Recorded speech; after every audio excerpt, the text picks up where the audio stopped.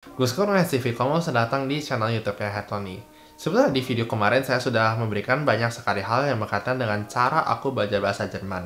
Di video sebelumnya, saya banyak sekali menekankan hal-hal mengenai input, atau bagaimana kalian bisa memasukkan pengetahuan bahasa Jerman dari orang lain ke diri kalian sendiri. Tapi tantangannya belum selesai di situ. Karena yang benar-benar sesungguhnya itu adalah ketika kalian mengeluarkan kemampuan bahasa Jerman kalian agar orang lain bisa mengerti apa yang kalian maksud atau output. Dan sayangnya banyak orang yang cuma peduli pada inputnya tapi outputnya itu nol besar. Sehingga apa yang terjadi adalah ketika nanti bisa berbicara, itu tendensinya adalah banyak sekali yang skornya itu paling rendah dalam urusan berbicara. Oleh karena itu, di sini saya akan menekankan kepada kalian semua, contohnya gimana cara kalian latihan output. Nah, jadi output itu seperti yang saya sudah bilang tadi, terdiri dari dua metode, yakni dengan cara schreiben atau menulis, atau secara tulisan, dan juga oral atau mulut, atau berbicara secara lisan. Nah, kita mulai dengan cara yang pertama, yakni dengan cara menulis. Gimana sih caranya kita menguapkan bahasa Jerman dengan cara menulis? Cara pertama tentunya adalah kalian bisa mencoba untuk membuat sebuah Tagebuch atau sebuah buku harian. Nggak usah yang susah-susah istilahnya, kalian tinggal kasih aja. Contohnya kayak, oh, hari ini mama bikin nasi goreng, aku makan nasi gorengnya tuh pakai keropok, dan aku tuh bener-bener senang banget. Makasih mama baik deh gitu. Dan tulisannya pun juga akan muncul seperti ini. Dan itu ya segampang itu. Kalau misalnya kalian sudah benar-benar udah mulai dari A1, kalian masukin banyak sekali kata kerja di situ, kalian bisa inget apa sih contohnya, kapan itu dipakainya, dengan cara kalian menuliskannya seperti itu. Dan tentunya makin banyak pengetahuan bahasa Jerman yang kalian dapatkan, tentunya harusnya Tagesbuch yang kalian tulis itu bisa lebih panjang dan lebih kompleks. Dan kalau misalnya ada kata yang mungkin kalian belum tahu yang bisa kalian lengkapi agar Tagesbuch itu bisa lengkap, maka kalian tentunya bisa juga mencarinya di kamus. Lalu yang berikutnya, ini mungkin ada ide gila, tapi kalian bisa coba untuk email suatu instansi di Jerman, di Swiss, dan juga di Austria. Pertama-tama, kalian mungkin coba untuk cari tahu dulu apa sih produk atau jasa yang mereka tawarkan. Atau paling gampang, ya kalian misalnya cari contohnya les bahasa, atau furung, atau tur di suatu tempat wisata, atau informasi soal cara daftar sekolah. Terus kalian email mereka mengenai informasi lebih lanjut. Kalau mereka balas, ya kabar baik. Tapi kalau misalnya paling buruk ya adalah mereka nggak balas, dan itu artinya adalah jangan bikin kalian down hanya karena itu. Anggap aja itu adalah sebagai bentuk latihan, mereka baca dan oke, selesai. Ini kebetulan adalah suatu metode yang waktu itu kebetulan aku ajar, bisa karena terpaksa juga. Jadi dulu aku waktu masih belajar B2, aku coba bikin email ke Mercedes-Benz, pabriknya di Stuttgart, dan itu ceritanya adalah bahwa aku ingin jalan-jalan bareng keluarga ke turnya di Stuttgart, berapa sih harganya, terus adanya aja tanggal berapa. Dan aku email itu semua dalam bahasa Jerman, dan ternyata dibalasnya juga dalam bahasa Jerman, walaupun turnya itu saya lakukan dalam bahasa Inggris secara ya orang tua saya nggak bisa bahasa Jerman, tapi tetap aja itu menunjukkan bahwa kalian tentunya bisa coba latihan menggunakan bahasa Jerman. Dan kalau kalian misalnya nggak ngerti, ada beberapa kata yang nggak ngerti, ya kalian tuh jangan khawatir. Kalian bisa coba aja baca read between the lines, kalian bisa ngerti konteksnya, atau kalau kalian benar-benar nggak ngerti, kalian bisa coba balik cari kamusnya satu persatu. Dan ini adalah contohnya metode yang lumayan gampang. Kalau misalnya nggak ada orang Indonesia yang bisa kalian misalnya tulis email dalam bahasa Jerman, ya kalau misalnya nggak ada yang bisa, yaitu intinya kembali ke diri kalian sendiri, kalian email ke seseorang yang berada di Jerman, di Austria, atau di Swiss.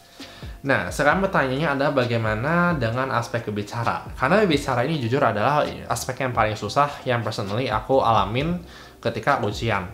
Karena tentunya berbicara itu butuh waktu buat kalian untuk berpikir secepat mungkin dengan tentunya menggunakan respons sesuai dengan apa yang orang ingin ekspektasikan. Salah satu caranya adalah kalian bisa merekam pembicaraan kalian saat kalian sedang baca teks. Kalau nggak salah, di Deutsche Welle itu ada yang namanya langsung gesprochene Nachrichten, atau berita yang dibacakan secara lambat. Dan di situ kalian bisa kurang lebih tiru mereka, apa sih gimana cara kata ini dibaca dan intonasinya itu seperti apa. Tugas kalian adalah kalian rekam saat kalian membaca dan bandingkan dengan bahasa Jerman aslinya. Atau kalau kalian misalnya nonton acara bahasa Jerman berupa drama dan lain-lain, dan kalian benar-benar bisa nangkep suatu kata, itu kalian bisa coba teknik shadowing atau kalian bisa mencoba untuk menirunya. Nah, alternatif lain dari berbicara adalah dengan kalian coba tulis aja random apa aja contoh dialog yang telah kalian pelajari. Dan kalian pikirin settingnya itu seperti apa. Contohnya, kalau kalian misalnya udah tahu di restoran itu apa saja pembicaraannya, maka kalian coba tulis. Terus, kalau misalnya mungkin ada pembicara di setting-setting yang lain, kalian coba tulis dan juga kalian coba untuk mimik atau meniru sesuai dengan apa yang berada di situ. Ini sangat penting, apalagi kalau kalian misalnya nanti di Jerman dan kalian menemui kehidupan nyata, ketika kalian nanti harus berdialog dengan orang, maka kalian bisa kurang lebih memprediksikan apa saja yang akan keluar atau respon kalian itu seharusnya seperti apa. Nah, terus ada juga aplikasi namanya Tandem Partner, di mana kalian bisa ngobrol bareng orang Jerman. Orang Jerman itu mungkin mau belajar bahasa Inggris atau mau belajar Indonesia, sedangkan kalian ingin belajar bahasa Inggris ataupun bahasa Jerman. Sehingga yang mereka bisa lakukan adalah kalian akan terhubung dengan orang ini dan kalian akan saling bertukar pendapat dengan bahasa. Walaupun menurut aku sendiri, kalau chatting ya mungkin lebih ke seksi schreiben, karena kan schreiben itu tujuannya ada kalian itu menulis, dan menurutku tuh menulis tuh masih bisa dipikirin, sedangkan untuk bicara itu jarang kalian akan ada waktu untuk berpikir, karena kan ya berpikir secara spontan. Walaupun mungkin di situ juga ada opsi untuk telepon dan juga percakapan. Saya sendiri juga belum pernah coba Tandem Partner. Kalau kalian misalnya pernah ada pengalamannya, apakah ada fungsi telepon atau percakapan, kalian bisa silahkan komentar di bawah. Terus yang terakhir adalah kalau kamu misalnya memang benar-benar berani, kamu bisa coba untuk telepon suatu perusahaan di Jerman, di Austria, atau di Swiss. Sama seperti tadi menulis, kalian cari aja produk atau jasa yang menurut kalian itu benar-benar kalian gampang mengerti. Tapi ini emang agak lebih susah sedikit karena satu, kalian bakal dituntut untuk langsung berpikir, dan oleh karena itu saran saya adalah kalian coba cari angka board aja yang gampang dan kalian coba catat hal-hal yang kalian ingin sampaikan dan juga kurang lebih pertanyaan apa sih yang kira-kira akan diajukan.